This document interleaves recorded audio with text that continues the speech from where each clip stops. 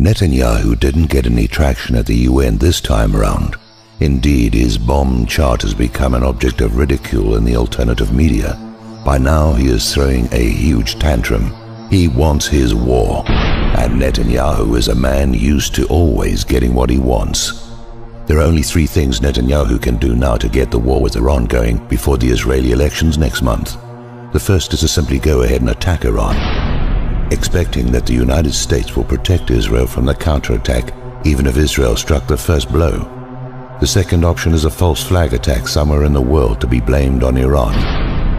But this is a very chancy option given the video of Waimea lobbyist Clausen actually selling the idea that a false flag to start the war with Iran is a great idea.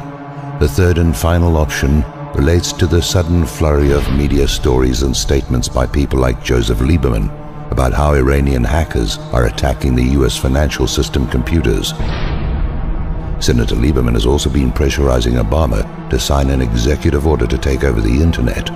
Of course, the common sense approach still applies. Why would Iran, which wishes to avoid a war, do something that is provocative? But we know that the US and Israel are behind the cyber weapons like Stuxnet, Duqu, Flame, etc., that these cyber weapons were directed against Iran, and that one variant specifically targeted banks in Lebanon and Iran. We also know that the US financial system is stretched to the breaking point, and we know that if the government of either Greece or Spain is driven from office by angry protests, credit default swaps sold by Wall Street against these debts come due, and there is no money to pay the claims. The euro might even collapse, and that would trigger even more credit default swaps.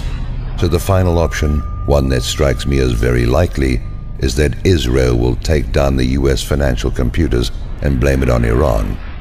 This also gets Wall Street and Washington, D.C. off the hook, because now the financial meltdown is an act of war, rather than the result of decades of Wall Street crime and corruption and the predations of private central banks.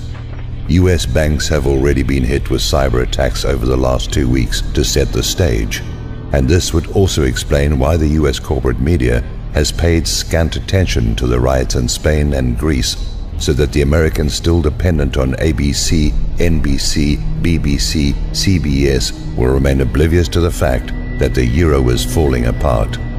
This scenario also explains the testing of means to interfere with DNS to silence websites that may offer opposing interpretations of events.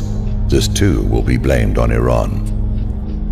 Since a cyber false flag also gives the US government the excuse to take total control of the internet, so that these pesky truth-seeking bloggers don't give the slaves uppity ideas that this is just another war-starting hoax like the attack on the USS Liberty or 911. Between the possibility of a false flag hack attack or the collapse of the Eurozone or just the continuing fraud by the US financial system, you should only have as much money in the banks as is needed to cover your outstanding obligations, and you should have the rest of your money under your own personal control in case those bank doors do not open and the ATMs stop working. Please repost this theory to your social networks.